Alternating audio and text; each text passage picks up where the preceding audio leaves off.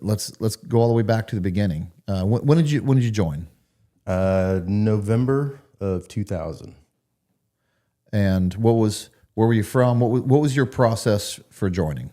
Yeah, I mean, I lived all over the place. My dad was military. My mom was military as well. That's how they met. Okay. Over in Germany, and that's where I was born, over in Landstuhl. And then I just been surrounded by this community. My dad was in special operations since the beginning. Did Vietnam, Cold War. He was actually tasked to do Desert One, but that particular side of it fell out. Okay. I don't know if you ever seen the jet-propelled C-130s. You ever seen Yeah, those? yeah. So he was tasked to be one of those pilots that was going to fly into the stadium on that thing. Really? But they actually have it on YouTube. One of them crashed in training. So 3 to get 2. That third one crashed. They canceled that whole thing. So your dad was an Air Force pilot? Mm-hmm. Yep. MC-130s through Vietnam, Cold War, all that stuff. So was Air Force or nothing for you, or did you look at all of them, or were you always like, yeah, that's what my dad did, I'm gonna follow in his footsteps? No, because much like everyone else out there, I had no idea what combat control or anything that Right. was. I just knew from a very young age that I needed to do the military thing. I don't think it was very much like I desired it or whatever, which I did. Right. But it just felt like it was there. It's in the DNA. Was it something that he pushed you to do by any means? It was just Neither one of my parents pushed me to do anything. Yeah. They encouraged me to do stuff, but no, I never heard that ever. Right. How old were you when you signed up?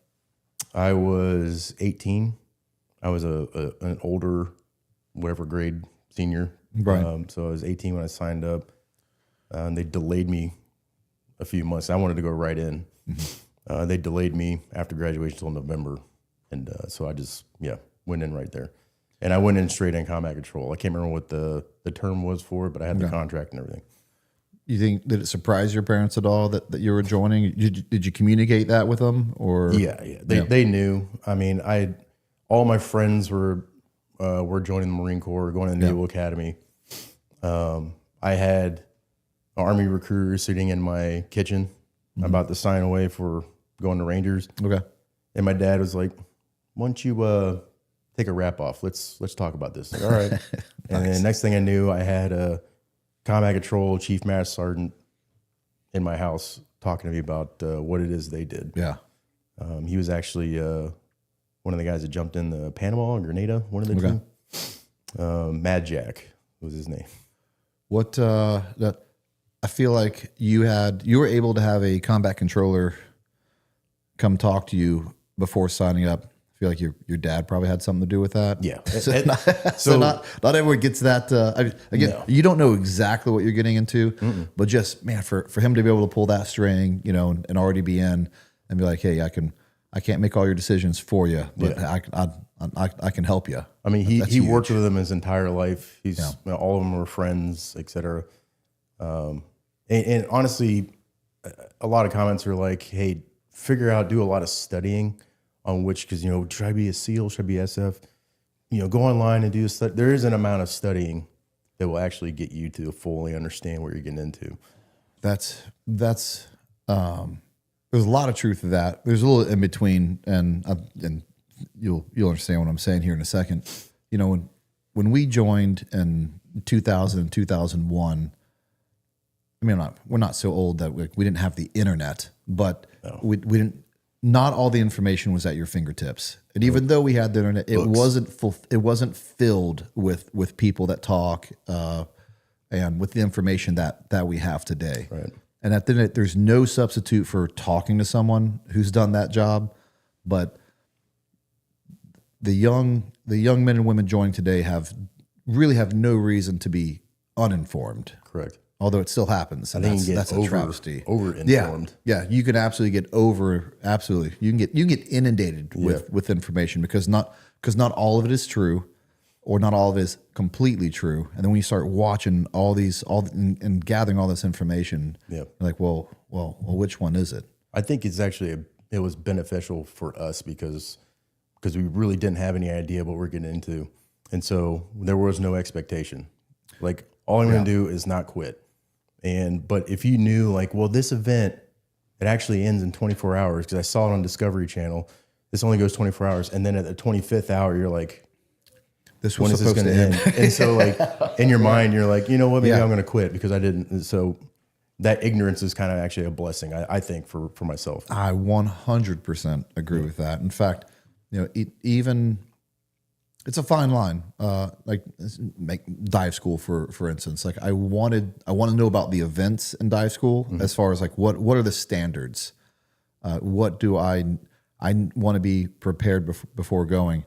But I didn't ask a lot of questions about dive school in general, and I completely agree with that. I went in to almost every school or selection what I felt like was the bare minimum, and I was fine with that. And for that same reason, I think some people who know too much just get it in their mind. This is what's going to happen. And when it doesn't, it jolts them. Yeah, it screws you. It works out for me because I'm extremely lazy and I hate school. So I don't like studying or any of that shit. So going on the internet and studying, I'm like, screw it. I'll figure it out tomorrow when I'm 8 feet underwater. So where'd you go to basic training at? It's in San Antonio. All Air Force is in San Antonio. Yeah. And from there, you went right into the pipeline. Yeah. So the major base there, and I forget what it's called. Whatever. Who cares? Nobody cares. But right across the street is there's an annex there, and that's where I think it still is. But that's where all STS guys were going to start their initial training. And what's SCS stand for the listeners? Special Tactics Squadron. And I mean, you guys have a notoriously long pipeline. How long was the pipeline when you were there, roughly? So I went over there in January, across the street, and then I finished combat control school in December, I believe. I want to say. Okay. So that was a while. And what's the pipeline consist of? Do you guys call it in phases, or what do you guys? Or I don't know what schools they're or blocks? doing now. They've actually changed. So to go back to the beginning, like now I believe STS has its own basic training. Okay. Because the hardest part for basic training in the Air Force was trying to stay in shape for what's next for you guys. Yeah. But so supposedly now I believe they have their own flights so they can maintain their fitness and all that. So it works out then. But then it was you go across the street, you do about a month of selection, if you will, a lot of pool time, runs, all this stuff. And then from there, you go to SEER school, I believe, and then you go to air traffic control school, and then you go to basic airborne, and then your final is combat control school, where they put it all together. Okay. It's even though I've worked with you guys both on the white side and at the tier 1 level, most of my career, I don't know much about your pipeline. You guys come out, dive, and Halo as well through that program? Yeah. So that was a major reason why I chose, Air Force in general. For the badges. It was guaranteed. Guaranteed you're going to have Halo and scuba and airborne. Like you have to have it to be able to be your 3-level, 5-level combat control PJ. When do they squeeze that into the pipeline? So you finish combat control school, get your beret, and then you go down to Florida and Herbie. Yep. And at the time it was called advanced skills training. And that's when you do all your upgrade stuff. Okay. Air Force has all this like levels, 3-level or a bunch of wizards, 5-level. For us to deploy, we had to be 5 levels. So we graduate combat control school, you're 3-level. Technically you deploy, but you can't do too much. The advanced skills training gets you to your 5-level. And that's where you go to Halo, dive, and then you do a lot more air traffic control stuff. You do airfield cheesers, alternate insertion distractions, all that kind of stuff.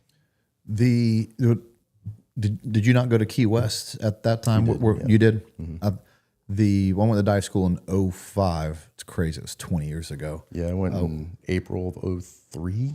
We were the first all Army class. Oh, okay. So you guys had just broke off and did your own dive school. So even though I didn't go to dive school with any of you guys, it was well known that even though it's an Army Special Forces owned the dive school, we had little bit more seasoned operators coming through that dive school.